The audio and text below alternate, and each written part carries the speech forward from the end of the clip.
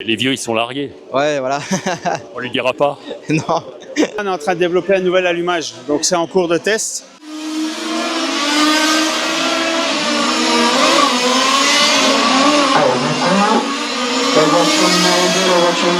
Voilà, on est avec Ethan Bunel qui vient de remporter la course, la finale. Finale très très chaude, hein, Bernard. Oui. J'étais en train d'envoyer des messages à Sébastien Martel là, pour discuter de ça, quoi. Est-ce qu'on a un espoir de te revoir en tout terrain un jour? Ça a été toi le fondateur du club. Ouais. On a testé ce week-end une version souple. Qu'est-ce qui te plaît dans la voiture radiocommandée? Ah oui, le 1 quart était plus lent. Le tracé sur la piste-piste, il est vraiment intéressant, il est difficile. William Morbin, il est pilote désormais. Il y a son fils aussi qui marche très fort, qui fait partie de la jeune génération. Bonjour la famille, je suis ravi de vous retrouver aujourd'hui pour cette nouvelle vidéo. Je me trouve à Grenoble où se déroule la deuxième épreuve du championnat de France de piste 1/5e thermique et électrique. Le site boyerimodélisme.fr vous offre ce reportage complet. Je vous invite donc à venir sans plus tarder sur le site boyerimodélisme.fr pour venir découvrir le reportage complet de la course, avec toutes les photos, les pilotes, les résultats. Je vous donne rendez-vous d'ici quelques secondes dans les stands pour aller à la découverte des pilotes et du matériel. Je vous dis c'est parti, à tout de suite. Nous entrons au cœur des stands et nous voyons arriver maintenant Frédéric Vesser. Alors Frédéric Vesser qui connaît très bien le lieu de Grenoble et pour cause, il va nous dire pourquoi. Il y a quelques temps, j'ai été champion du monde, mais il y a très longtemps. On rappelle, c'était en 1986. C'est ça, 1986. Et la piste était beaucoup plus grande que celle qui est actuellement. Là. Alors aujourd'hui, comment se sont soldés déjà? Donc on peut le dire, hein, le préciser, puisque nous on ne s'est pas vu à Montpellier le mois dernier, donc tu as changé de catégorie cette année. Non, c'est. Toi, tu ne roules plus en électrique. Non, je suis revenu au thermique, parce que ça me plaît plus, c'est tout, mais sinon je me régalais aussi avec le SP. Hein. Donc là, tu roules dans quelle catégorie, donc en thermique du coup? Je suis revenu à FF, là, Formule France. Et comment se sont soldées tes qualifications aujourd'hui? Hier. Oui, hier, pardon. J'ai fait la pole pour l'instant, c'est bien. Et là, en demi, j'ai gagné la demi. Donc normalement, je pars 1 ou 2, j'ai pas regardé le résultat de la deuxième. Alors je pars 1 ou 2, je vais voir, je sais pas. Fred, nous on se connaît, je te demande pas si tu connais le circuit de Montbonneau ici, hein, t'en as fait des tours. Ah oui, que ce soit en TT ou en piste, j'ai roulé pas mal ici. Comment tu trouves le grip, donc, puisque le bitume l'enrobé avait été refait hein, il y a quelques temps?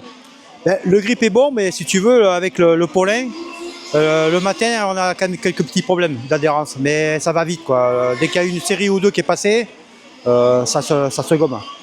On rappelle ton châssis, donc tu cours sur la marque Yankee, hein, marque historique, même si c'est plus le même propriétaire et même si c'est plus le fondateur historique. C'est ça, toujours sur Yankee. C'est ma marque de cœur, quoi. Ta marque fétiche. C'est ça. Et si tu veux, je suis toujours resté sur Yankee, malgré que j'ai arrêté quelques années. Hein. Et quand je suis revenu, je suis reparti sur Yankee. Sur ton châssis là, actuel de piste 1/5e, est-ce qu'il y a des modifications par rapport à la voiture de série? Pas pour l'instant. La voiture, c'est la même que l'année dernière. On fera peut-être quelques modifications en fin d'année pour l'année prochaine. Au niveau des réglages, est-ce qu'il y a des réglages spécifiques que tu as adoptés pour ici Grenoble par rapport à Montpellier? C'est quand même pas les mêmes tracés. Oui, mais j'ai quasiment la même voiture. Il y a très peu d'écart en réglage. Ok, en pneu, tu utilises quoi? Là, actuellement, j'étais en Q3 devant, Q1 derrière. Et en carrosserie? Là, j'ai la Lamborghini, la carrosserie que fait Laurent Gros. Donc toi, tu n'as pas cédé à la mode des carrosseries Porsche. J'ai utilisé la Porsche un petit peu et ça me plaît pas. Je préfère la Lamborghini, c'est-à-dire le châssis long. Est-ce qu'on va te revoir dans d'autres catégories en dehors du 5e cette année? Est-ce qu'on a un espoir de te revoir en tout terrain un jour? Moi, je préfère me consacrer, si tu veux, sur une catégorie. En plus, bon, j'ai Rudy qui roule, donc si tu veux, j'ai les deux voitures à préparer. Et j'ai pas trop le temps de faire autre chose en catégorie. Quoi. Je peux dire pour toi, normalement, le TT, c'est fini. Le TT, c'est fini, tu n'y reviendras plus. Donc, de toute manière, en plus, ça a beaucoup évolué. Ça n'a plus rien à voir de ce qu'on a connu nous. Bon, il y a beaucoup de bosses, la piste est ultra plate, il y a beaucoup de différences d'adhérence à certains endroits. Ça n'a plus rien à voir de ce qu'on a connu nous avec les trous et les pistes glissantes pleines de terre. Enfin bon. En fait, il aurait fallu ne jamais cesser de rouler pour arriver à suivre l'évolution. Tout à fait. Mais bon, les jeunes, ils vont beaucoup plus vite. Il faut laisser la place. Hein. Aussi, c'est la roue qui tourne. C'est ça. Ouais, je te remercie, je t'embête pas plus. À tout à l'heure. Merci à toi. À bientôt. Salut. On est maintenant en compagnie d'Arthur Simon qui va nous dire ce qui s'est passé sur son début de course aux qualifications. Comment vas-tu, Arthur? Eh ben, très bien, ça va, merci. Tu nous rappelles d'où tu viens? Strasbourg, dans le Grand Est, Tu roules sur quel châssis? S88R. On va tourner un petit peu pour montrer un petit peu les stands en arrière-plan de Grenoble. Les qualifs se sont soldés par quel résultat pour toi? Je me suis classé donc 9e, assez compliqué, voiture très délicate, manque de train avant. On a réussi à limiter la casse, comme on dit, mais pas mal de galères. Connaissais-tu le circuit de Grenoble? Oui, j'avais déjà fait une manche ici il y a 2 ans en Formule France, qui s'est terminée sur une 3e place, donc plutôt content. Déjà en Formule France c'était compliqué, là on j'étais encore plus. Du coup, est-ce que ta voiture est d'origine ou est-ce qu'elle subit des modifications? Est-ce que tu as fait des modifs, par exemple, par rapport à Montpellier le mois dernier? Oui, alors on a eu, Olivier et moi, un tout nouveau châssis, donc beaucoup plus rigide que l'ancien, pour essayer justement d'améliorer la voiture sur des pistes à haut grip, ce qui pour l'instant est pas très concluant, mais on y travaille. Alors du coup, les modifications au niveau du châssis, ça comporte en quoi? Qu'est-ce qu'il a de nouveau, ce châssis? Alors les longerons ont été modifiés, ils sont plus épais et Olivier a rajouté des pointeaux en fait dans le châssis pour avoir pour vraiment rigidifier toute la plaque châssis, quoi. Je présume que tu es sélectionné pour le championnat du monde. Oui, exactement. Ouais. Est-ce que du coup tu t'entraînes en conséquence, en tout cas en prévision de ce championnat à venir? Bah, j'ai ma 2e voiture qui est au show à la maison qui est prête du coup pour la première manche de LS au Luxembourg la semaine prochaine et qui va du coup me servir à disputer le championnat du monde au mois de juillet. Peut-on rappeler ton âge? Là j'ai eu 15 ans.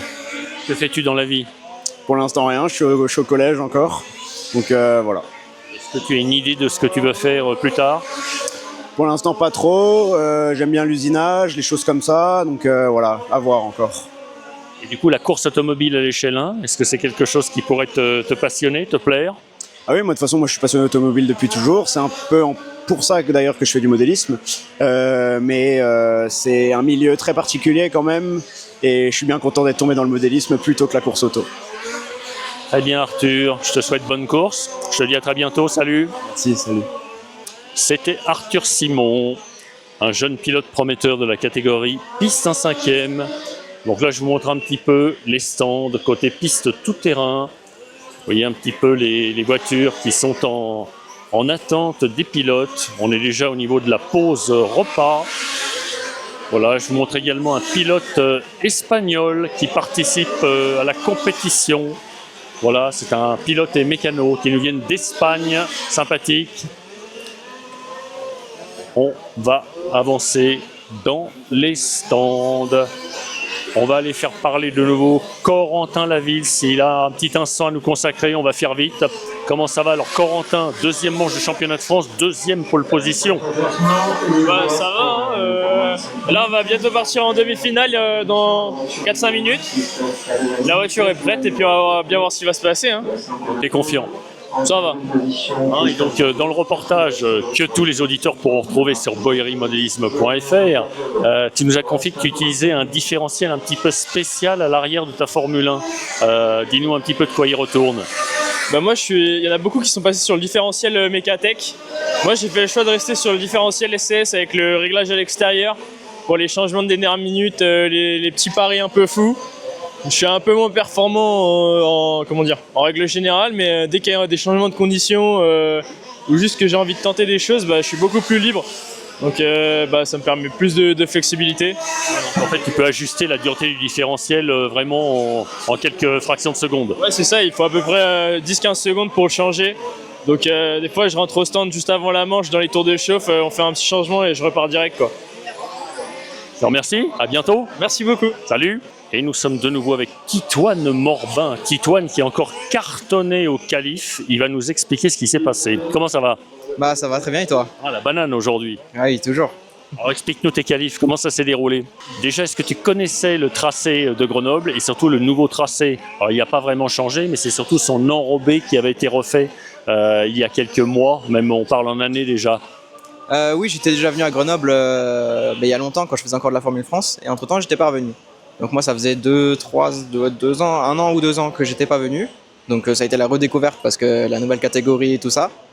Et mes qualifs, c'était pas mal. Ça s'est soldé par une P3 au général, donc assez content.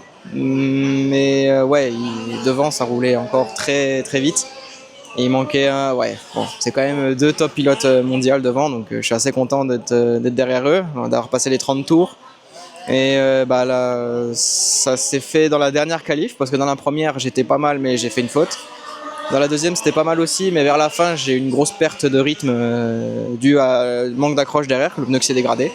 Et à la troisième, j'ai trouvé mon petit problème et j'ai fait un peu mieux de quelques dixièmes. Donc voilà, qualif c'était par une place. Et puis là, on vient de faire les demi-finales et je pars 3e derrière Cédric Prévost. Donc assez content aussi de voir parce que j'ai un tour d'avance sur celui qui est derrière moi. Donc de voir que je suis dans les meilleurs, je suis assez content. Bon, il y a quand même, ils me mettent un tour devant quand même, mais bon, on va travailler et puis on va essayer de rattraper le retard. Du coup, est-ce que par rapport à la manche de Montpellier du mois dernier, ta voiture a-t-elle subi des modifications ou pas, ou est-ce que c'est exactement la même? Non, c'est la même. On n'a pas changé rien du tout sur la voiture. Les réglages, du coup, ça change beaucoup d'une piste à l'autre entre Montpellier et Grenoble? Et là, ouais, on a fait pas mal de réglages parce qu'à Montpellier, on cherchait du train avant, et ici, on cherche plus du train arrière et de la constance. Dû à cette bosse qui nous déséquilibre et les enchaînements très rapides qui déséquilibrent pas mal la voiture. Donc on cherche plus, personnellement j'ai pu chercher une voiture facile et qui reste constante durant tout le run que très très performante, mais malgré tout d'avoir trouvé de la facilité, ça m'a aussi donné de la performance. Donc je suis assez content de mon mix. Vas-tu faire partie des pilotes qui sont sélectionnés pour le championnat du monde? Oui, je suis sélectionné, je vais courir en sport, en catégorie sport mondial. Alors du coup, est-ce que tu t'entraînes en conséquence en prévision de l'événement? Bah oui, justement, le week-end prochain, on a une manche du championnat d'Europe qui se déroule sur des GPFRA, parce qu'on a le mondial, au Luxembourg. Donc cette fois-ci, je roulerai en sport pour refaire un peu de kilomètres avec le moteur stock et reprendre un peu goût au moteur stock. D'accord, donc tu es au taquet, hein, tu es à fond là pour jouer les meilleures places possibles. Ah c'est ça, ouais. Là en ce moment, un calendrier très chargé, chaque week-end je suis en piste. On rappelle ton âge? Et j'ai 19 ans. On rappelle d'où tu viens? De Vieux-Charmont dans le Doubs, le 25. On rappelle ce que tu fais dans la vie jusqu'à présent, en tout cas en ce moment? Bah, je suis apprenti dans une boîte qui fait majoritairement de la maintenance hydraulique. Donc dans l'huile, les vérins, les groupes hydrauliques, tout ça. Oui, donc il y a toujours papa William que j'ai interviewé avant toi, qui est toujours pas très loin dans les parages pour te supporter sur tous les plans. Oui, c'est ça, ouais. Mon père qui est toujours là. Papa, il t'aide dans les réglages, William, ou pas? Ou c'est toi qui fais tout? Non, c'est moi qui fais tout. Lui, il a un peu pas trop casse-tête sur les réglages. Donc lui, si la voiture lui va à peu près bien, lui, il va s'en contenter. Donc, les vieux, ils sont largués. Ouais, voilà. On lui dira pas? Non. Je te remercie, Titoine. Bon courage et bonne chance pour la finale. Et merci. Salut. Salut, à la prochaine. Et je me trouve maintenant en compagnie du poleman de la catégorie élite. C'est le pilote alsacien de Molsheim, Cédric Prévost, qui a fait un véritable carton lui aussi au qualif. Comment ça va, Cédric? Bah, ça va bien. Alors qu'est-ce qui explique ce regain de boost en tête du classement? Tu as réussi à battre Bernard-Alain Arnaldi au qualif, donc ça c'est pas très souvent qu'on y arrive. Ouais, bah oui, c'est vrai que je suis quand même satisfait du résultat. Après, en effet, je fais quand même beaucoup de courses internationales avec le team Mecatech. Donc du coup, ça permet de rouler à un niveau européen, on va dire. Et puis forcément, ça paye un peu derrière, quoi. Donc plutôt content maintenant. La course n'est pas finie. Donc, mais bon, c'est déjà bien. Je suis quand même content du résultat. La question que certains peuvent se poser, étais-tu venu rouler avant à Grenoble sur cette piste, avant la Manche ou pas du tout? Ah non, pas du tout. J'ai fini la voiture... Ça va être au mois de décembre. La première fois que j'ai roulé, c'était au Lostalo il y a 15 jours. J'avais pas fait 1 mètre en 1/5 depuis. Donc j'ai fait Lostalo pendant 4 jours il y a 15 jours. Et je suis venu à Grenoble là. Et voilà. Est-ce que je pourrais insinuer que c'est le fait d'avoir participé, en tout cas de rouler aussi avec des voitures de GT8 qui sont aussi qui sont très pointues, en tout cas très vives à piloter, qui a renforcé encore plus ton pilotage et qui t'a permis d'accrocher la pole? Ça, c'est moi qui extrapole. Ça, c'est du blabla de journaliste. Non, effectivement, par contre, oui, j'ai roulé quand même pas mal en GT8 sur ma piste. Du fait qu'en 5e, c'est un peu compliqué vers chez moi. Donc, effectivement, je roule quand même pas mal en GT8. Et du roulage, c'est toujours bon à prendre. Donc, effectivement, ça permet de prendre de la précision, de la constance. Et puis, ouais, je pense que ça a aidé, quoi. Donc, voilà, pourvu que ça dure, quoi. Donc on rappelle que c'est ton papa qui a créé une société qui distribue une voiture de GT8, donc qui s'appelle la Raptor, c'est ça Donc tu vas rouler avec dans la suite du championnat GT8 Oui, chez moi, dans la ligue, ouais, je vais encore faire quelques courses. Après, on va essayer de développer un peu la voiture, mais je pourrais pas faire tout le championnat de France parce qu'avec le 5e, ça me prend quand même pas mal de temps. Mais ouais, on va continuer à rouler et puis surtout s'amuser et puis voir les copains, quoi. J'ai vu sur Facebook qu'Arthur Simon avait participé à une épreuve avec votre auto, justement, cette Raptor. Ouais, en fait, mon père lui a prêté une voiture pour faire quelques ligues, pour ramener un peu d'ambiance et pour qu'il y ait un peu de niveau, quoi. Malgré si le niveau il est déjà bien, mais ça ramène du monde et puis effectivement, il se débrouille bien avec. Puis ça a plutôt pas mal marché la semaine dernière, quoi, donc on est content. Alors, pour en revenir au 5e sur ta Mecatech, on peut rappeler les grandes lignes donc, des nouveautés de cette année, notamment le moteur et autres, les petites modifs qui sont apparues, s'il y en a. Oui, donc la voiture, elle est toujours de boîte, c'est toujours pareil. Effectivement, le moteur, on a déjà roulé avec l'année dernière, donc maintenant il est approuvé. Et puis au niveau fiabilité, on est vraiment content et en performance. Et là, on est en train de développer un nouvel allumage, donc c'est en cours de test. Pour l'instant, il n'est pas commercialisé parce qu'il faut continuer les tests à essayer pour que ça fasse vraiment un gain en performance. Mais c'est la prochaine nouveauté qui va venir rapidement, quoi. Donc c'est surtout des tests qui sont faits pour le championnat du monde, quoi. Est-ce que tu l'avais aujourd'hui, le nouvel allumage, du coup Non, je l'avais à l'Ostalo et puis là, je l'ai enlevé. Enfin, on l'a enlevé. On n'a pas décidé de rouler avec parce qu'on ne savait pas trop ce que ça allait donner, quoi. Mais on va reprendre les tests la semaine prochaine au Luxembourg. Du coup, on a la première EFRA, donc on va voir ce que ça donne là-bas. Quand tu mets un nouvel allumage de ce type, ça provoque quoi en fait en termes de performance? Qu'est-ce qui se passe? Tu gagnes quoi en régularité, en couple, en pointe? Non, là c'est surtout c'est un allumage qui est beaucoup plus petit, donc on va récupérer énormément de bas et tout en ayant la pointe qu'on avait habituellement. Donc ce sera un gros gain, je pense. Mais bon, il faut qu'on continue les tests au niveau température et tout pour voir si c'est fiable et voilà. Donc c'est en cours de validation. D'ici quelques jours, je crois que c'est la semaine prochaine, vas-tu aller rouler à Luxembourg à l'EFRA? Ouais, on part, je rentre ce soir, je repars mercredi soir au Luxembourg pour commencer les essais pour la course de la semaine prochaine. Puis après, j'enchaîne avec la semaine d'après une régionale, Besançon, Mâcon dans la foulée et fin juin, le Warrant du championnat du monde. Il va y avoir presque 3 semaines de course non-stop, voire le mois entier. Ouais, c'est pour ça, c'est un peu compliqué de tout faire avec le GT8, donc priorité au 5e, parce que voilà. Mais ouais, ça va être là jusqu'à fin juin, ça va être tendu, quoi. Donc on rentre de course, on redémonte, on repart, puis accessoirement, il faut travailler, donc voilà. Sans ça, on fait rien, quoi. Quand même. Ouais, oui, un peu, quoi. C'est le plus important, je veux dire, à un moment donné, ça reste que du loisir. On n'est pas des professionnels, donc faut travailler, quoi. Donc, mais ouais, effectivement, le mois de juin, jusqu'à fin juin, ça va être compliqué. Très fourni. Donc là, tu avais fait la pole. À l'issue de la demi-finale, tu as repris la pole ou pas? Non, je suis 4 secondes derrière, en sachant que j'ai regardé les temps. J'ai perdu 5 secondes suite à une erreur de ma part. Donc les temps, ils étaient vite. Le temps autour, je suis vraiment satisfait parce que j'étais 2 dixièmes plus vite que mon principal concurrent. Maintenant, il faut trouver de la régularité parce que voilà, effectivement, je roule pas assez comparé à lui. Mais je suis content du résultat pour l'instant. Donc la finale, ça va être chaud. On va regarder ça. Il va peut-être y avoir de belles bastons en perspective dès le départ. J'espère, c'est le but. Après, il faut que ce soit propre. Et voilà, à partir de là, ça va être chouette, je pense. Allez Cédric, je te remercie pour ta disponibilité de toujours. Je te dis bonne chance et à bientôt. Merci à toi encore d'être là et puis de faire ce que tu fais. Et puis à bientôt alors. Salut. Merci, à bientôt. J'aperçois là de nouveau un jeune pilote qui a particulièrement brillé aux qualifications dans sa catégorie. Il va nous dire ce qui s'est passé. Bonjour Ethan Bunel. Alors, raconte tous tes qualifs, Ethan. Mes qualifs se sont soldés avec la pole position à l'issue des 3 qualifs.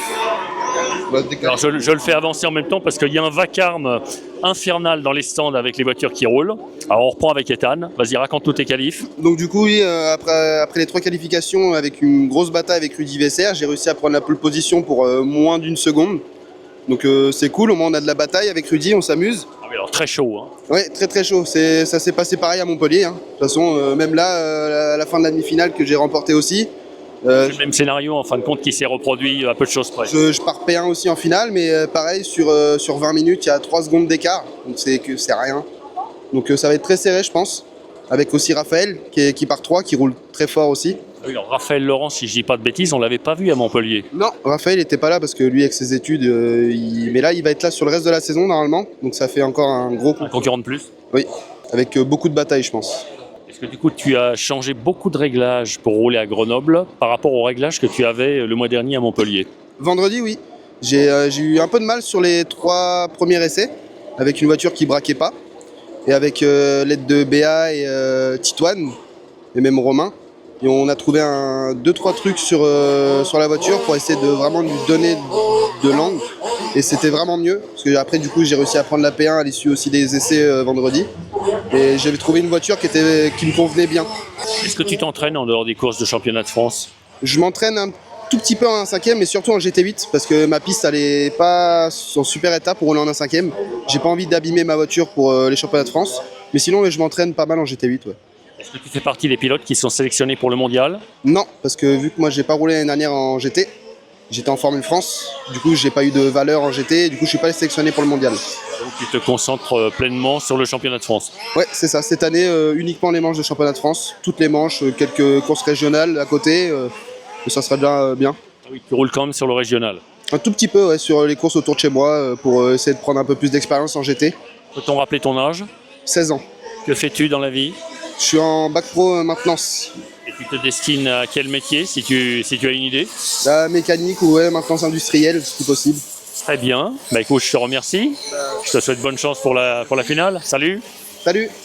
Voilà, j'ai eu le fils tout à l'heure, j'ai le père maintenant, j'ai monsieur Simon qui veut peut-être nous dire un petit mot. Comment ça se passe aujourd'hui la mécanique?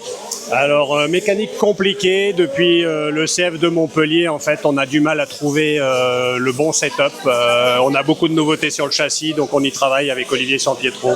Mais on a réussi quand même à aller en finale. Donc, Ouais, j'ai vu Arthur, il a l'air confiant. Confiant, mais il n'a pas la voiture qu'il connaît habituellement pour aller attaquer, en fait. Je présume que tu vas l'accompagner au championnat du monde prochainement. Oui, je vais être le mécano du championnat du monde et dès la semaine prochaine, on est au Luxembourg pour un ELS. La voiture, par rapport à celle de Montpellier, c'est le même châssis? Il y a eu des modifications ou pas? Alors là, en élite, oui, un nouveau châssis très rigide, des nouvelles fusées en fait décalées, et on est encore en train de tester avec Olivier parce qu'on n'est pas totalement satisfait là. Là, on peut montrer le nouveau châssis ou pas? Il est monté sur la voiture. Ah, c'est bon, on peut retourner peut-être l'auto pour montrer. Donc le châssis, en fin de compte, il a beaucoup plus de flex, c'est ça? Il a moins de flex. Moins de flex, pardon. Ouais, le châssis a été rigidifié en fait. Il y a moins d'évasement sous le châssis et il a retravaillé les renforts latéraux pour lui donner plus de rigidité. Et aujourd'hui, on est venu fixer également le porte-à-cul directement sur le châssis avec également des nouvelles fusées décalées qu'on retrouve sur la voiture qu'on a montées en fait il y a 2 jours, donc on les teste. Voilà. D'accord. Bah écoute, on va vous laisser poursuivre toutes ces séances d'essais, de tests. On te souhaite le meilleur. Merci beaucoup et à bientôt. Salut. Salut. Et je vais maintenant faire parler un pilote que je connais depuis un petit bout de temps, que je n'ai toujours pas eu l'occasion d'interviewer. Il va se présenter, il va nous dire comment il s'appelle et d'où il vient. Alors, je suis Michel Gendreau, je viens de Tours, c'est la Touraine, c'est super beau. Du 37, ça doit faire une trotte pour venir à Grenoble. Ah, j'ai presque 6 heures de route. Mais c'est pas mal, il y a beaucoup de châteaux à visiter. Mais sans ça, eh bien, oui, ça fait un certain temps que je fais du modélisme. Je suis avec Olivier depuis au moins, je vais dire 10 ans, voire peut-être plus, je sais pas, mais ça fait une éternité que... Ça fait 10 ans que vous roulez sur les châssis S88R, c'est ça? Oui, et j'en suis content parce que j'ai pas un niveau non plus ultra performant, mais j'arrive à me débrouiller. Justement, c'est une voiture facile à piloter. C'est surtout ça que je regarde. Les réglages sont assez faciles à faire. Et moi, ça me convient très bien, justement. Je vais dire, sans influencer votre jugement, je pense que si vous êtes resté pendant 10 ans sur la même marque, c'est qu'elle doit normalement quand même vous convenir. Oui, bah, là de ça, l'année dernière, j'en ai pas fait des championnats de France, mais il y a 3 ou 4 ans, j'ai fini quand même 3e au championnat de France, en national. Donc c'est une voiture qui fonctionne très bien. D'accord, donc vous vous défendez déjà au niveau des résultats. Oui, bon, bah, le mois dernier à Montpellier, c'était un peu compliqué, mais là, aujourd'hui, je suis content parce que j'arrive à aller en finale. Donc, c'était mon but. Après, il y a quand même des ténors, faut dire, il y a du lourd. Et ça va beaucoup plus vite que ça, il y a quelques années. Chaque année, ça progresse toujours. Et du coup, donc, au qualif, quel temps avez-vous fait? En qualif, ça n'a pas été terrible. J'ai fini 11e. Bon, je pars 6e sur la grille en demi. Mais j'ai réussi à tirer mon épingle du jeu et je finis 3e en demi-finale. D'accord. Ça fait combien de temps que vous faites de la voiture radiocommandée? Oh, ça fait au moins 20 ans. Vous avez peut-être démarré dans une autre catégorie que la catégorie piste 1/5e? Eh ben non. J'ai débuté directement en 1/5e. J'ai roulé avec une FG. Très compliqué à piloter. Les réglages n'étaient pas faciles. Je connaissais déjà Olivier Sampietro à cette époque-là parce qu'il faisait FG aussi. Et c'est comme ça qu'après, j'ai connu S88 et je suis venu sur S88. Voilà. Très bien. Écoutez, merci pour ce petit éclairage. Je vous remercie, Michel. À tout de suite ou à bientôt dans les stands. Oui, pas de problème, merci. Je vous montre maintenant un petit aperçu des voitures que l'on peut trouver dans les stands avec de belles décorations. Donc en ce moment, en tout cas cette année, on a de nouveau les carrosseries de Porsche 911. Ce sont des modèles qui sont des répliques des versions de la Porsche GT3 qui courent à l'échelle 1. Donc on a beaucoup de carrosseries de Porsche 911 dans les stands. On voit ici Frédéric Vesser qui est en train de préparer sa voiture avant la finale. Je vais vous montrer encore un éclairage différent de la course avec d'autres carrosseries. On a des carrosseries d'Alfa Romeo aussi. Vous voyez ici encore une carrosserie d'Alfa. Vous voyez les concurrents n'hésitent pas à payer des peintres spécialisés qui font de très belles réalisations. Des réalisations personnalisées à bord des autos. Là ici je vais vous montrer la voiture qui a signé le 2e temps des qualifications. Alors apparemment je pense qu'il a dû reprendre la première ligne à l'issue de sa demi-finale. Il s'agit de la Genius de Bernard-Alain Arnaldi. Voilà, ici on a le team, une partie du team S88R, la marque qui est développée, qui a été créé par Olivier Sampietro. D'ailleurs, je vais vous montrer son auto. Ça, c'est la S88R. Avant le départ d'une remontée, ou plutôt d'une finale, j'en profite pour vous montrer ou vous remontrer la piste du club RACG de Grenoble. Une piste qui existe depuis à peu près une 50aine d'années. Alors le développé n'a pas vraiment évolué, c'est toujours à peu près le même. Il est toujours aussi plaisant, c'est un développé assez simple mais très technique. En revanche, l'enrobé, donc le bitume, avait été refait il y a quelques mois de cela. Voilà, vous découvrez en même temps que moi la piste de Montbonneau, autrement dit la piste de Grenoble, du club RACG, où se déroule aujourd'hui la 2e épreuve du championnat de France de piste 1/5e thermique et électrique. Et nous allons aller interviewer un revenant. Alors si je dis un revenant, c'est que cela fait un nombre innombrable d'années que nous n'avons plus vu ce pilote. Je vais lui demander de se présenter. Comment t'appelles-tu, d'où viens-tu et surtout que viens-tu faire ici? Alors, Johan Misitano, donc je viens de Manosque dans le 04. Là, j'étais venu faire une pige avec les collègues, vraiment week-end plaisir. Donc, j'ai repris une auto d'il y a 2013, donc ouais, il y a 12 ans, c'était pas mal. Et c'était plutôt très bien. Bon, là, je finis sur casse mécanique, c'est un peu dommage. Alors, explique-nous, ça fait combien d'années que tu n'avais plus roulé, Johan? Dernière course avec cette voiture-là, avec ce châssis en 2015, Grand Prix d'Orange. Et depuis, donc, il me semble que tu roulais dans la catégorie tout-terrain, si je ne m'abuse. C'est ça. Depuis, je fais que du TT1-8, en fait, en championnat de France, un peu en ligue et quelques GP. Comment trouves-tu la piste de Grenoble? Le nouveau tracé est vraiment bien, parce que du coup, je connaissais pas, moi, j'avais roulé sur le vieux tracé, donc il est vraiment bien, le grip est super sympa. Franchement, c'est un vrai beau complexe. Tu nous rappelles tes débuts. Quand as-tu débuté dans la voiture radiocommandée? 98. Première course, je crois que c'était ça, c'est 98. T'es dans quelle catégorie? Alors, c'était à Villeneuve-les-Avignon, c'était une genre de Tamiya Cup avec les tractions et avec les Clio. N'était-ce pas sur la commune des Angles? Non, Villeneuve. C'était en bas au stade, l'ancien tracé. Donc dans la patrie du pilote de F1 Jean Alési. Exactement. C'est exactement ça, on était à côté de chez lui. Alors du coup, va-t-on te revoir sur les épreuves suivantes en catégorie piste 5e? Non, là vraiment c'était une pige, enfin voilà, c'était vraiment pour le plaisir de revoir un peu les copains, de reprendre un peu la radio en piste. Un vrai plaisir d'ailleurs, parce que vraiment c'était un bon week-end. Après je pense pas revenir là pour l'instant, je sais pas, voilà, j'ai d'autres obligations à côté, pas pour l'instant. Est-ce qu'on va te revoir peut-être sur le challenge Egouin Racing 100% RC, notamment sur la manche d'Apt qui va y avoir dans quelques temps? Oui, pour Apt à la buvette, hein. J'avais donné un coup de main au club, mais oui. J'y serai après. Non, Apt, ça, là ils sont en train de refaire la piste les collègues, donc ça va être joli là-bas, ouais. Très bien, Johan, je te remercie. Merci à toi. À bientôt. À bientôt. Voilà, on va aller interviewer Vincent Cometto qui a pas mal marché. C'est un pilote du club d'Orange, du club PMO d'Orange. Comment ça va, Vincent? Ça va, très bien. Alors explique-nous tes qualifications, comment ça s'est déroulé? Alors j'ai fait 2 manches correctes, surtout la première. Malheureusement, je n'ai pas pu améliorer après. Mais bon, ça me permet d'être 4, donc P2 en demi, qui va bientôt commencer. D'ailleurs, je suis en train de... La pression est en train de monter. Connaissais-tu le circuit de Montbonneau, le circuit du club RACG?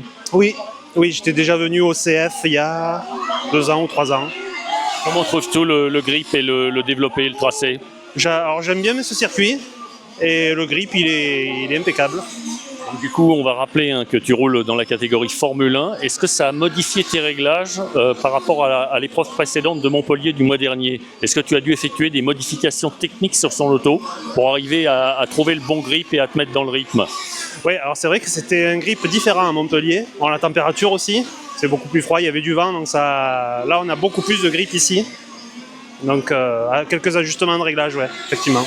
On va te revoir sur les manches d'après? Oui, en demi-finale, donc dans une vingtaine de minutes. Et croisons les doigts pour la finale cet après-midi. Pour la suite du calendrier? Pour la suite du calendrier, je ferai Mâcon la 4e manche, ça c'est sûr. Après Besançon, je verrai, peut-être. Très bien, je te remercie Vincent. À bientôt.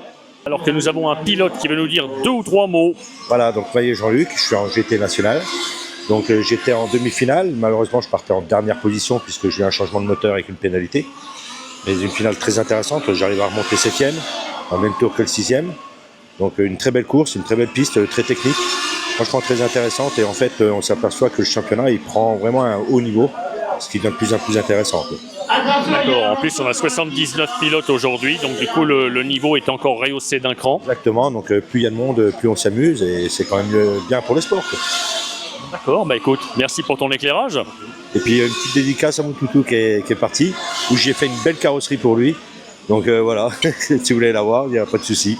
D'accord, mais je vais revenir avec mon appareil photo pour le reportage. Merci à toi. Sans problème, merci bien.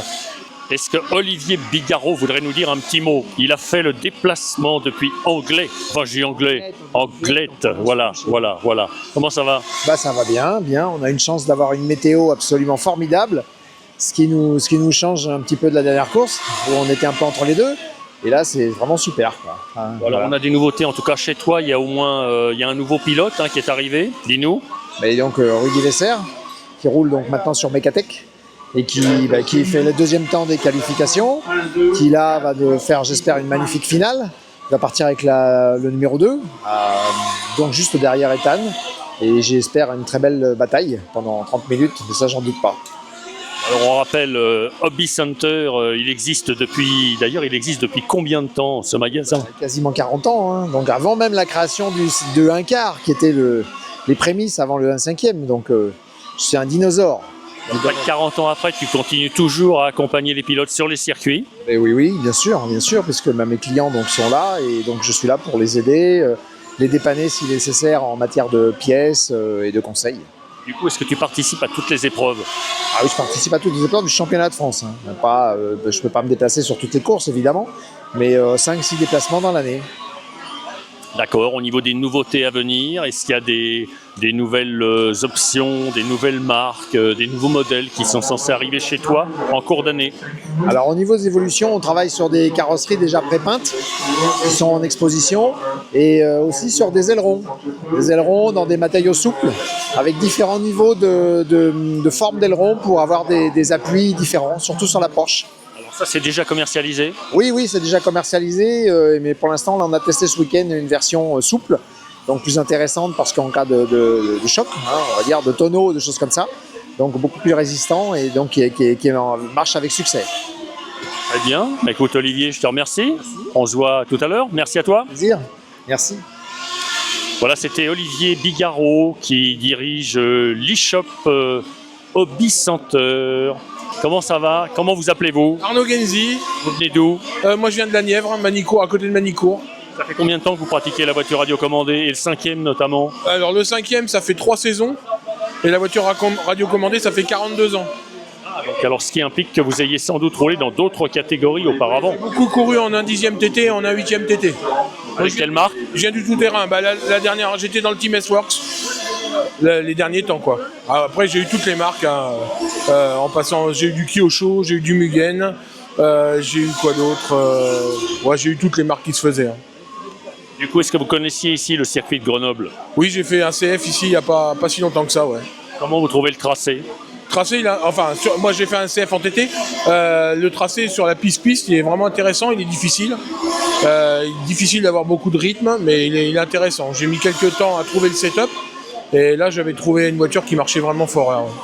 Alors, vous roulez sur la marque FBX. Je le montre en même temps que je vous parle. Oui, FBX, ouais, depuis 3 ans en fait. J'ai un petit peu à développer le châssis avec Sam. Même si on a pris des voies différentes en fait sur nos 2 châssis maintenant, enfin on essaye encore des choses et j'en suis vraiment content. C'est vraiment une très très bonne voiture. Du coup, après les qualifications, quels sont vos résultats? Alors ils sont mauvais. Je vais vous dire pourquoi, parce que je me suis qualifié 4 en demi, en A, et j'étais 2 de la demi, et en fait j'ai un cerveau qui a pris feu.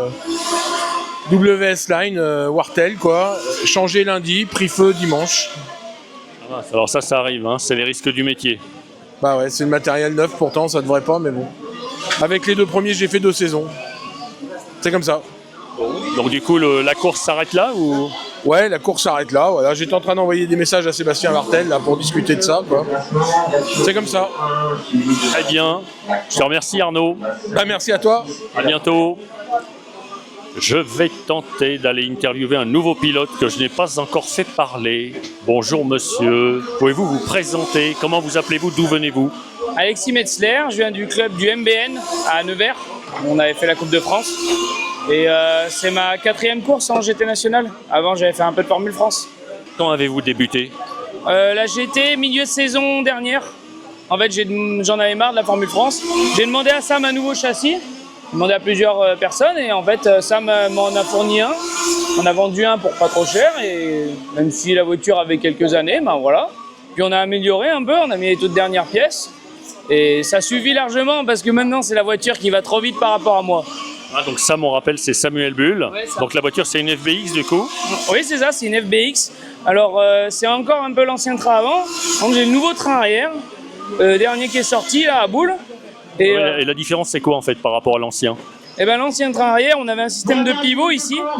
Et maintenant, en fait, on est en double bras ici. On n'a pas une petite biellette, c'est un double bras. Ici, nous sommes sur des boules. Donc on peut rattraper les petits jeux comme là, vous voyez, on peut rattraper. Et en plus, on peut régler plus facilement en fait via le trou dans les disques.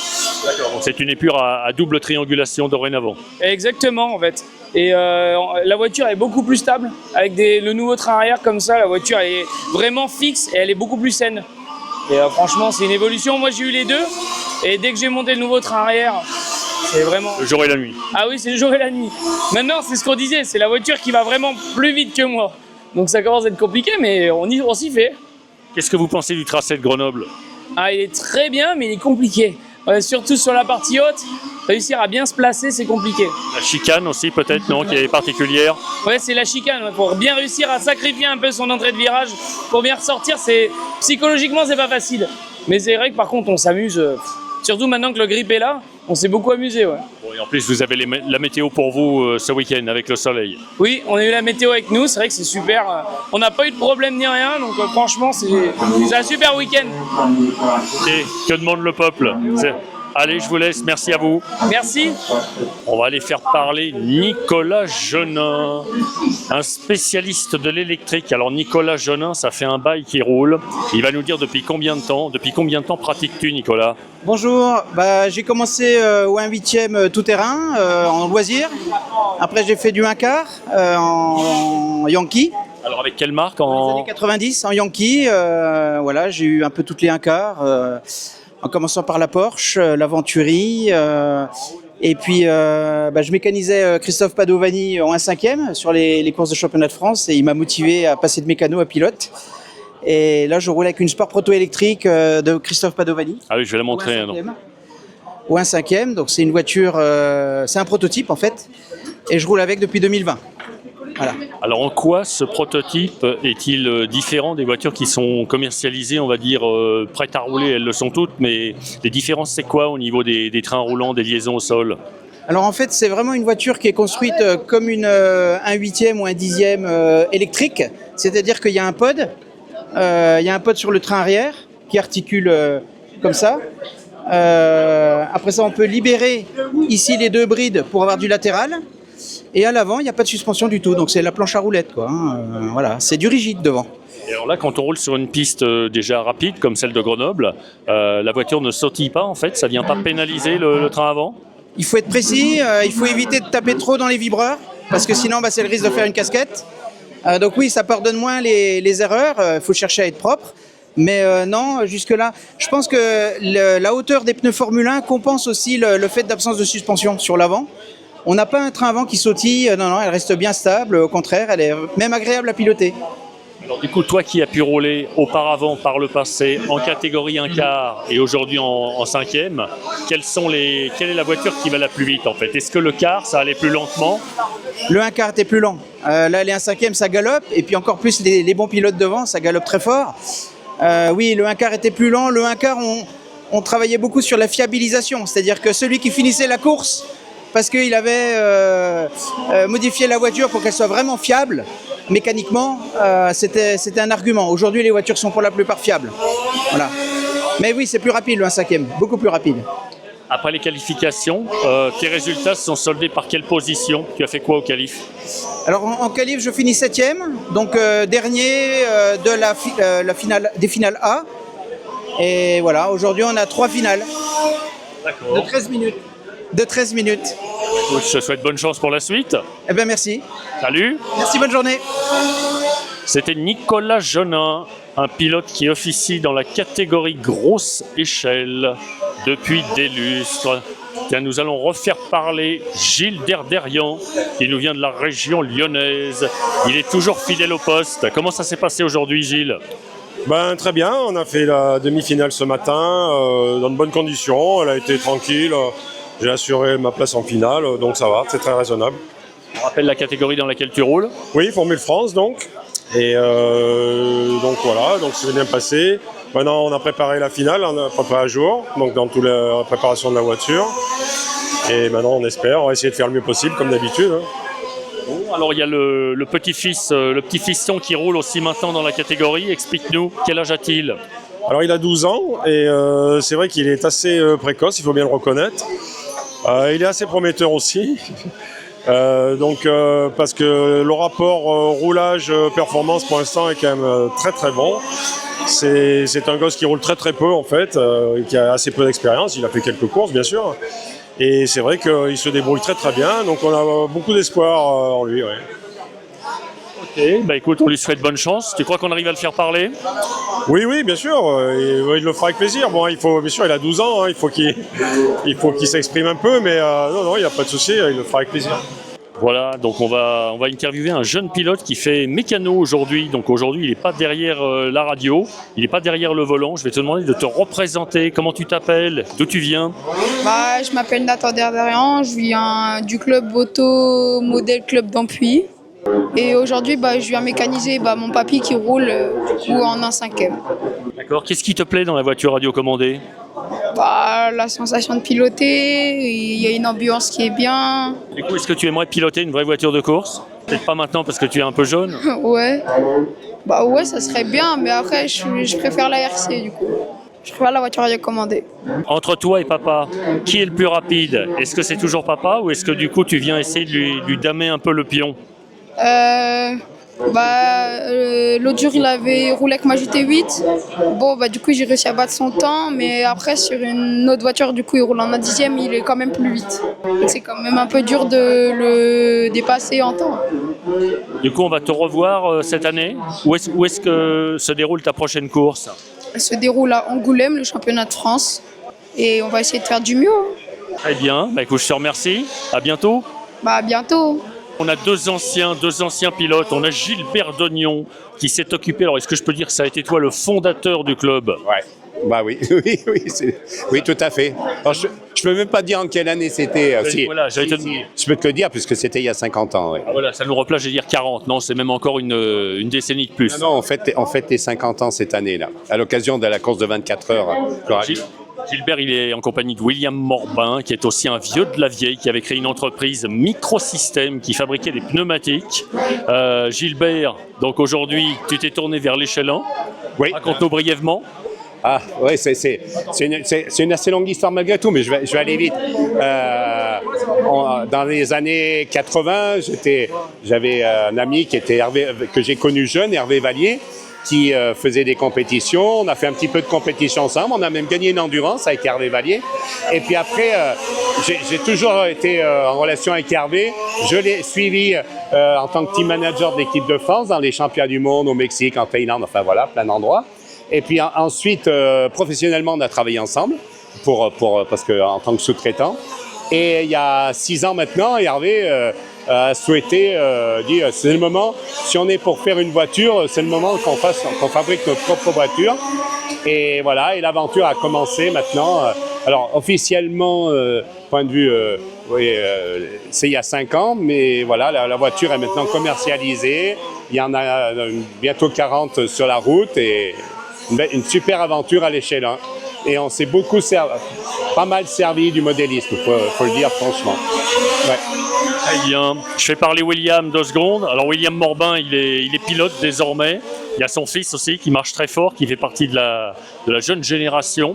Comment ça s'est passé aujourd'hui pour toi, William? C'était un peu compliqué.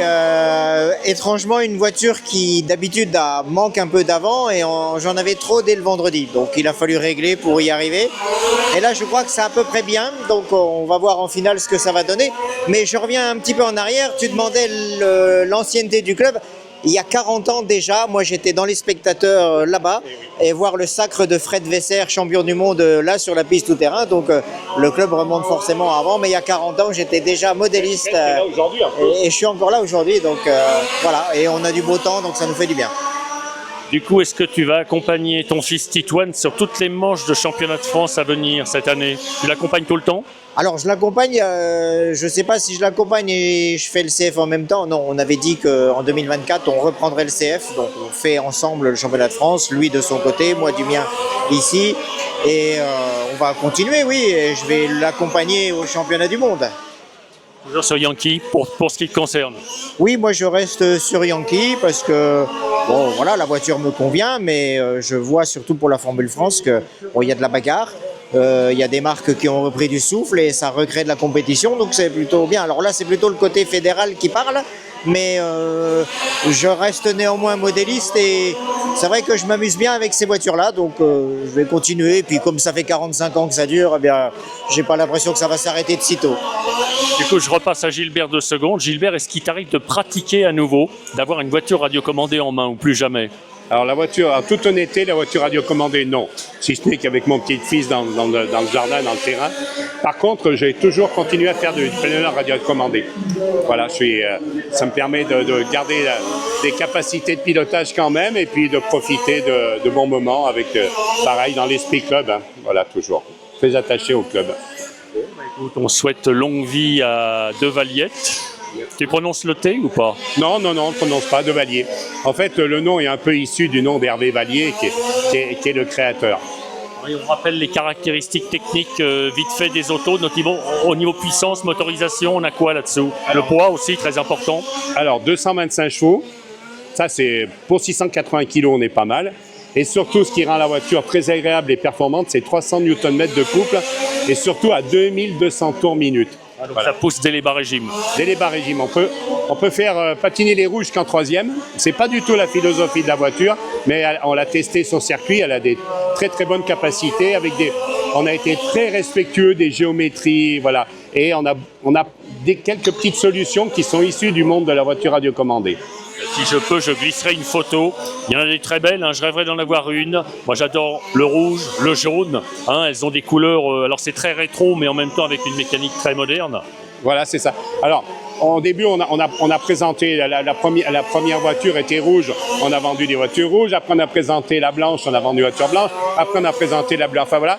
Mais maintenant, aujourd'hui, les gens vraiment, je dirais, se lâchent, entre guillemets, utilisent toutes les possibilités qu'on a de personnalisation au niveau des peintures, au niveau des intérieurs, même les surpiqûres des cuirs, en fait, tout ça. Le tableau de bord, il peut être bouchonné, peint en cuir. Voilà, on a un haut niveau de personnalisation. Et là, aujourd'hui, vraiment, les derniers modèles sont magnifiques, sincèrement. C'est super, et en plus, c'est une réussite française, il faut le signaler. Vraiment française, moteur français, châssis fabriqué ici, à Tullin, carrosserie faite ici, dans notre région. Enfin, voilà. Et voilà, on est très attaché au franco-français. Hubert, ça m'a fait très plaisir de te revoir. On se voit après. Merci à toi. Merci Philippe, merci. Et je vais continuer ma conversation avec William. Vas-y. Vous êtes interrompu. Non, au contraire, c'est sympa. Mais je veux dire, voilà, on a des souvenirs communs, on a des choses déjà partagées par le passé qu'on peut encore partager aujourd'hui. Sans doute. Allez, à bientôt. Voilà, c'était Gilbert Dognon, le fondateur du club RACG de Grenoble. Là, allez, on va ouvrir un petit volet technique. C'est rare que je filme ce genre de choses. Nous apercevons ici Ethan Bunel qui est au contrôle du réservoir. On fait un contrôle carburant pour vérifier la capacité du réservoir, s'assurer que tout est en conformité. On va maintenant faire parler ou essayer de faire parler Aurélien Simonet. Alors Aurélien Simonet, il a des choses à nous dire puisqu'il n'utilise plus son fameux proto avec lequel il a roulé pendant des années. Dis-nous tout Aurélien. Ben oui, terminé pour moi. Aujourd'hui je suis passé donc en national, j'étais national sur Mecatech. Et puis nouvelle catégorie, nouvelle découverte et puis voilà quoi. Il y a encore beaucoup à apprendre en pilotage, en réglage et tout ça, mais ça progresse petit à petit. D'accord, donc la voiture que tu utilises désormais, c'est quelle marque? Oui, c'est celle-là, oui. Quelle marque? Donc c'est une Mecatech, voilà, que j'avais racheté à Mathieu Merlin. Et donc voilà. Et en termes de moteur, je roule sur un moteur de chez DM Racing qui me sponsorise pour la saison. Sur la partie. David Losc. Voilà, tout à fait, ouais. Tu vas participer à toutes les épreuves suivantes? Alors normalement, toutes les manches nationales, oui, plus les FRA de Mâcon. Donc voilà, et puis aller faire par la suite du championnat d'Europe en catégorie sport. Bien. Aurélien, je te remercie. Pas de souci, merci à toi. On va faire parler Maxime d'Assonville. Je viens de lui courir après. Maxime, peux-tu nous redire d'où viens-tu? Ce que tu fais ici, surtout, quels ont été tes résultats après les manches de qualification? Alors, je viens du Creusot en Saône-et-Loire, dans le 71, donc sud de Bourgogne. J'ai fait 3e en qualif hier. J'ai fini 3e à la première manche à Montpellier. Et là, je me suis classé 3e de la demi et je pars 3e en finale. Donc ça part bien. Et donc tu es abonné aux places de 3e. Ouais, le 3, c'est mon chiffre, ouais. Je sais pas pourquoi, ça me colle à la peau. C'est le polydor du 3. C'est ça. Donc ça peut être un peu la place, un peu du con, comme on dit chez nous, mais on va essayer de tout faire pour aller grapper des places. Peut-on rappeler la marque du châssis sur lequel tu roules? C'est une FBX Racing, depuis l'année dernière. Alors je vois un logo un petit peu particulier sur ton suite, il me semble le connaître. Est-ce que tu aurais des moteurs préparés par hasard, au hasard? Oui, j'ai moteur préparé par Franck Coad de chez JPF, et puis depuis l'année dernière, et ça marche plutôt pas mal. J'imagine qu'on va te revoir sur les épreuves qui vont suivre. Bien sûr, et j'ai été sélectionné pour le mondial aussi à l'Ostalo. Ah oui, donc tu vas faire le championnat du monde à l'Ostalo. C'est ça, en GT Sport. Grâce à Samuel Bull et Eric Bull, ils vont pouvoir me construire un châssis GT. Donc c'est de bon augure, quoi. Alors du coup, est-ce qu'en prévision du mondial, tu t'entraînes? Est-ce que tu fais un entraînement particulier ou pas du tout? Alors en fait, on a eu la sélection des réalloués un peu tardive. Donc là, le châssis est en construction, mais c'est pour très bientôt. Donc oui, gros entraînement. Peut-être le LS à Mâcon juste avant le mondial, histoire de se mettre en jambe avec la GT, quoi. Qu'est-ce que tu penses de la piste de Grenoble? Alors, très beau tracé, très compliqué pour aller très vite. Et en fait, on se rend compte qu'on n'a pas besoin de mettre plus de gaz que nécessaire. Et ouais, c'est très très compliqué pour aller vite. Et ça roule vite en Formule France aussi, donc il faut suivre. Maxime, je te remercie. À bientôt. Merci. On va essayer de faire parler Charlie Taboulet. Alors Charlie, en général, il n'est pas avare. Il n'est pas avare de commentaires. Comment ça va, Charlie? Tu nous dis d'où tu viens? Ça va très bien. Écoute, on a un beau week-end, un temps ensoleillé et puis des courses qui se passent bien, donc plutôt content. Charlie, tu viens d'où? Et nous, on est du club d'automodèle Mâconnais, donc on vient de Mâcon. Alors tu peux rappeler peut-être un événement important qui va se dérouler à Mâcon d'ici quelques semaines. C'est quoi? Et oui, on a la chance d'avoir obtenu un Grand Prix EFRA cette année, le 5, 6 et 7 juin. Donc on a hâte d'accueillir les pilotes qui vont venir un peu de toute l'Europe. Et derrière, on enchaînera avec un championnat de France le 26-27 juin. Et l'année prochaine, on a un championnat d'Europe aussi sur le mois de juillet, donc dernière semaine de juillet généralement. Alors moi, je te connais dans les stands, toujours en accompagnateur. Est-ce que par ailleurs, tu roules en voiture radiocommandée ou pas du tout? Et non, j'ai commencé à faire un peu de GT8 il y a 4 ans de cela. Mais je me suis trouvé mauvais pilote, donc j'ai préféré continuer la mécanique et l'organisation quand on fait des courses chez nous. Très bien, je te remercie. Merci de cet éclairage. Salut. Eh ben merci, au revoir. On retrouve maintenant une habituée des épreuves de la catégorie piste. Un cinquième, c'est Marie Debro. Comment ça va, Marie? Très bien, merci. Bonjour Philippe et bonjour à tout le monde. Alors tu nous rappelles d'où tu viens? De Cambrai, dans le Nord. C'est là où on fait les bêtises, si je ne m'abuse. Les bêtises de Cambrai, oui, absolument. Donc, j'en ramène ici à chaque championnat de France, j'en ramène un petit peu, comme ça tout le monde peut goûter et connaître, hein, parce que la femme de l'organisateur, quand je leur en aurais ramené, elle connaissait le nom, mais elle n'en avait jamais vu. Comme moi. Voilà, exactement. Mais après, je pense que ça fait plaisir quand même à pas mal de monde. Et voilà, après, ça peut permettre de faire connaître. Tu en profites également pour venir gâter les pilotes. Oui, faire connaître un petit peu des bonbons. Oui, voilà. Après, bon, certains n'en mangent pas, mais c'est pas un problème non plus. Alors Marie, comment s'est passée ta course aujourd'hui? Les qualifications ont été très difficiles dans le sens où j'ai jamais pu finir une qualification sans avoir été éjecté du circuit. Il y a eu pas mal de chocs, on va dire. Il y a eu des petites touchettes. Il y a eu des petites touchettes, comme on dit. Oui, dans des belles. Oui. Donc j'ai fait aucune qualif clean. Mes 4 roues en permanence. Donc il y a eu ça. Donc j'étais en demi-finale B. Et donc ce matin, au départ, j'ai eu 2 problèmes. Le premier, c'est que je n'entends rien de l'oreille gauche, hein, c'est un accident de moto en compétition. J'ai plus d'oreille gauche, elle est détruite. Donc le casque avec mon mécano, je le mets à droite. Mais ce qui fait que je n'entends plus le speaker. Je ne sais pas ce qu'il dit, je ne l'entends pas. Si on ne me retransmet pas les informations, je ne peux pas le savoir. Et donc, ce qui m'est arrivé tout à l'heure, c'est qu'au moment du départ, je ne le savais pas, j'étais à fond dans la ligne droite et d'un seul coup, je vois toutes les voitures arrêtées dans le virage. Il n'y a pas beaucoup de freins sur une Formule France. Je suis parti dans l'herbe, quoi. Donc, très mauvais départ, ça met dans une mauvaise condition mentale, hein, parce que ça bouillonne un petit peu. Et puis les pneus plein de cochonneries, parce que donc, pour prendre un départ, c'est pas terrible. Voilà, il y a eu ça et aussi un changement de mécano 2 minutes avant le départ.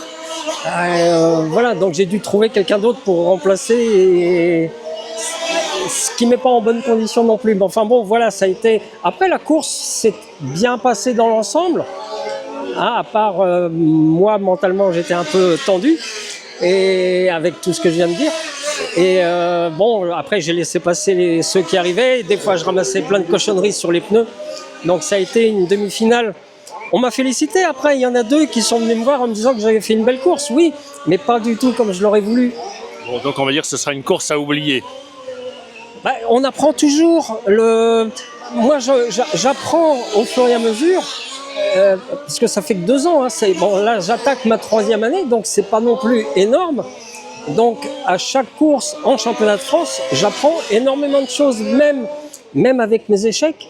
Hein. Donc après, je vois ce que font les autres. Je vais pas dire que j'espionne, mais les gens m'expliquent. Hein. Donc j'ai aucun problème pour avoir des infos, des trucs comme ça, ce qui me permet d'améliorer un petit peu.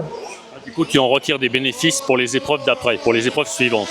Et oui, je vois que je progresse, même si j'arrive pas à concrétiser, parce que mon objectif, ça reste d'arriver en finale. Hein, au boulot, en partant, parce que je travaille toujours, hein, au boulot, on m'a dit « tu vas gagner ». Non, mon objectif, c'est d'arriver en finale. Le jour où j'arriverai en finale, je serai très heureuse. C'est mon objectif, d'arriver en finale. Très bien, on te revoit sur la manche suivante, qui se trouve où, rappelle-nous? Si je ne me trompe pas, c'est Besançon. Là, ouais, enfin, j'ai fait mes études à Besançon, donc ça me fait plaisir d'y retourner. J'avais la deuxième régionale que je suis allé faire en dehors de ma région, c'était à Besançon. Non, pardon, je dis des bêtises. La première course régionale que je suis allé faire en dehors de ma région, c'était Besançon. Donc tu connais déjà le tracé? Il a changé. En 2024. Donc j'y suis allé en 2024 puisque c'était ma première année, que j'ai commencé en 2024. Et avant d'attaquer le championnat de France en 2025, ce que je voulais faire, je me suis dit je vais aller voir un peu comment ça se passe dans les autres régions. Donc j'ai fait ma première course en dehors à Besançon. Et ensuite, à côté de Metz, j'en ai fait une deuxième. Avant de venir en championnat de France, je voulais quand même voir, parce que dans une région... Le niveau est plus faible qu'en championnat de France déjà. Ah bah ça n'a rien à voir, oui, parce que ma première année en 2024, j'ai remporté le championnat régional des Hauts-de-France. Donc contente, oui, mais il faut voir ce qui se passe ailleurs. Hein, donc j'ai fait ces deux courses-là justement pour voir un petit peu comment j'étais par rapport aux autres. Et avant de me lancer dans le championnat de France. Très bien Marie, écoute, merci de toutes ces précisions. On se revoit à la remise des prix? Oui, tout à fait, je reste jusqu'à la fin de la journée. Après, je donne des coups de main en mécano aux autres. Et je vais venir te piquer quelques bêtises de Cambrai dans les stands. Elles sont là, à côté de ma voiture. Salut. Merci, bonne journée, à bientôt. Nous allons aller interviewer Lionel Lepoint du club de Mâcon. Comment ça va? Ça va. On peut se mettre un peu en retrait, Lionel? On a les voitures derrière en fond qui font beaucoup de bruit. Alors comment ça s'est passé aujourd'hui pour toi? Aujourd'hui, du fait, j'ai été changé de moteur suite à une casse hier, dans la dernière qualif. Donc je suis parti avec un stop and go en demi-finale. Et après, bon, la voiture, elle est bien, mais il fallait garder le rythme. Et c'était un peu difficile quand même. Du coup, tu as écopé de quel temps après les qualifications? Je suis par 9e en demi-finale B. Et donc avec un stop and go à faire dans les 3 premiers tours, suite à mon changement de moteur. Et après, il fallait garder le rythme pour essayer de grimper, mais ça n'a pas fait, quoi. D'accord. On va te revoir sur les manches prochaines? Oui, la prochaine à Besançon.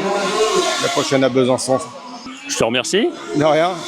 Voilà, on est avec Ethan Bunel qui vient de remporter la course, la finale. Comment ça s'est passé, Ethan? Grosse bagarre avec Raphaël sur tout le long de la course. Avec Raphaël Laurent? Avec Raphaël, on s'est bataillé tout le long. Fair play, il m'a touché, je suis sorti, il m'a attendu. Vraiment, super bataille. Et du coup, j'arrive à gagner à la fin. Très content de mon résultat.